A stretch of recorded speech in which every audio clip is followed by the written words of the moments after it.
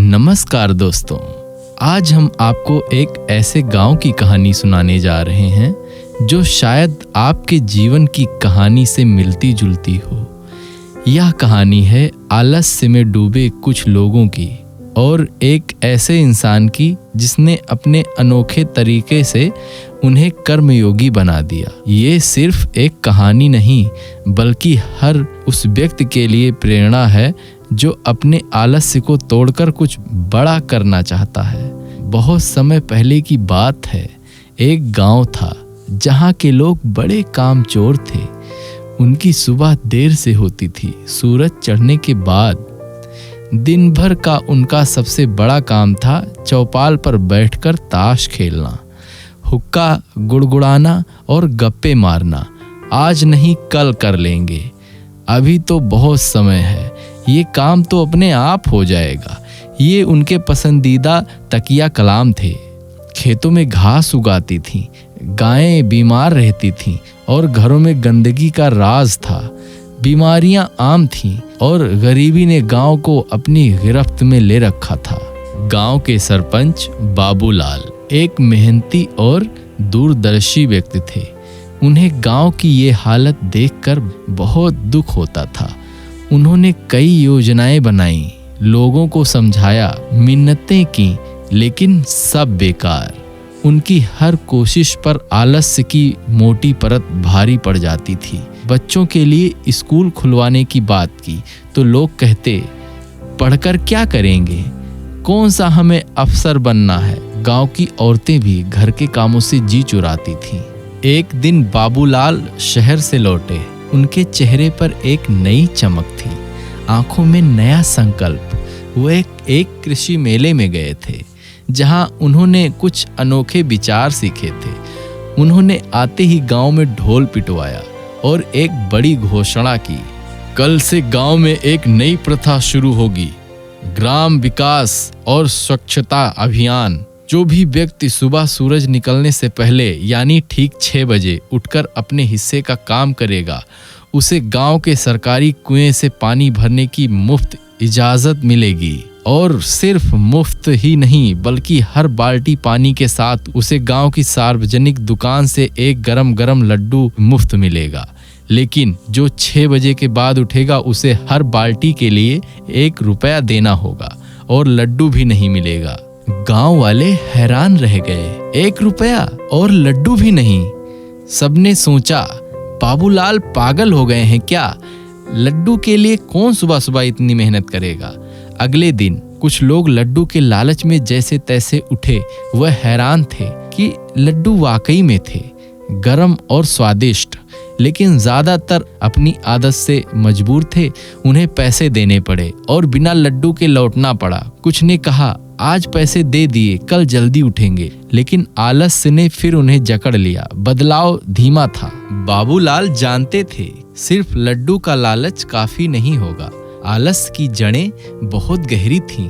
कुछ दिनों बाद उन्होंने एक और कड़ा नियम बनाया। उन्होंने फिर से ढोल पिटवाया और घोषणा की, जो परिवार अपने घर के सामने सफाई नहीं रखेगा और शाम तक कचरा इकट्ठा करके गांव के सार्वजनिक कूड़ेदान में नहीं डालेगा, उसे शाम की चौपाल में बैठने की अनुमति नहीं मिलेगी। और सिर्फ यही नहीं, और उस परिवार के बच्चों को गांव के तालाब में मछली पकड़ने या खेलने भी नहीं दिया जाएगा। गांव में चौपाल ही तो उनका मनोरंजन का अड्डा था और बच्चों के लिए तालाब उनका खेल का मैदान। ये नियम सुनकर लोगों के पैरों तले जमीन खिसक गई।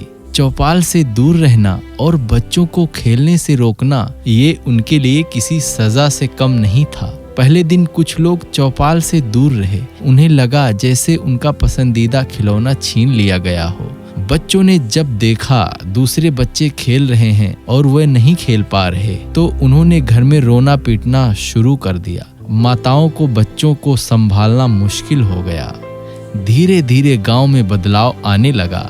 पैसों की कमी, चौपाल से दूर रहने का डर और बच्चों के रोने धोने ने काम चोरों को मजबूर कर दिया। लोग सुबह जल्दी उठने लगे। कुएं पर लड्डू के लिए लंबी लाइनें लगने लगी। घरों के सामने सफाई होने लगी।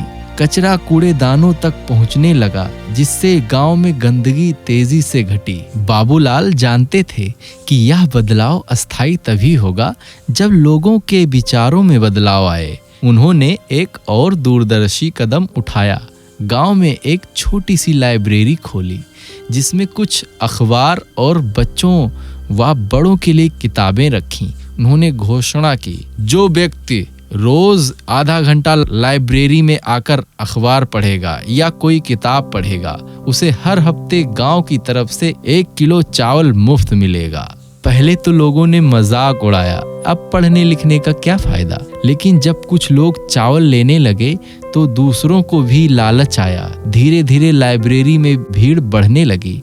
लोगों ने अखबार पढ़ना शुरू किया और दुनिया जहान की खबरें जानने लगे। कुछ ने तो कहानियों की किताबें भी पढ़ना शुरू कर दिया, जिससे उनके अंदर ज्ञान की भूख जागने लगी। उनका मानसिक विकास होने लगा, चीजों को समझने लगे और उनके विचार बदलने लगे। गांव का सबसे बड़ा कामचोर कल्लू, जो कभी सुबह सूरज निकलने से पहले नहीं उठता था और किताबों से नफरत करता था, अब 6 बजे पहले ही कुएं पर लाइन में होता और शाम को लाइब्रेरी में भी दिखता। एक दिन बाबूलाल ने उसे खेत में पसीना बहाते देखा। उसकी फसल लहलहा रही थी। क्या बात है कल्लू, आज तो बड़ा पसीना बहा रहे हो और तुम्हारी फसल भी कितनी अच्छी लग रही है। क्या करें सरपंच जी, पेट, मन और अब दिमाग तीनों ने मजबूर कर दिया। जब अखबार पढ़ने लगा तो पता चला दुनिया कितनी आगे निकल गई है। अब लगता है काम करके ही कुछ मिलेगा। आपकी वजह से हम सब जाग गए। और इस तरह वह गांव, जो कभी आलस्य और गरीबी का प्रतीक था, एक आदर्श गांव बन गया। लोग गर्व से बताते थे कि कैसे बाबूलाल ने अपनी अनूठी तरकीब से कामचोरों को भी मेहनती बना दिया। यह सिर्फ पानी, लड्डू, चौपाल या चावल का डर या लालच नहीं था, बल्कि वह आत्मसम्मान, आत्मनिर्भरता और ज्ञान की भावना थी जो बाबूलाल ने उनके अंदर जगा दी। बच्चों ने स्कूल जाना शुरू कर दिया और पढ़ाई में अच्छा प्रदर्शन कर रहे थे। महिलाएं भी घर के कामकाज और उत्साह से सहयोग करने लगी थीं। गांव की सड़कें अब पक्की हो गई थीं और हर घर में शौचालय बन गए थे। अब इस गांव के लोग गर्व से कहते थे कि वह मेहनती हैं और उनका गांव उनकी मेहनत का जीता जागता सबूत है। यह कहानी सिर्फ एक गांव के बदलाव की नहीं थी, बल्कि इस बात का प्रमाण थी कि सही प्रोत्साहन और दिशा मिल जाए तो कोई भी बदलाव संभव है। यहाँ तक कि कामचोरों को भी कर्मयोगी बनाया जा सकता है। तो दोस्तों, अगर आप भी अपने जीवन में आलस्य से जूझ रहे हैं तो इस कहानी से सीखें। कभी कभी हमें एक छोटे से प्रोत्साहन की ज़रूरत होती है, एक सही दिशा की। खुद पर विश्वास रखें, छोटे कदम बढ़ाएं और देखें कैसे आपका जीवन भी बदल सकता है। आलस्य को त्यागें और कर्मयोगी बने। अगर आपको यह कहानी पसंद आई हो तो इसे लाइक करें, शेयर करें और हमारे चैनल को सब्सक्राइब करना ना भूलें। मिलते हैं अगले वीडियो में एक नई प्रेरणा के साथ। धन्यवाद।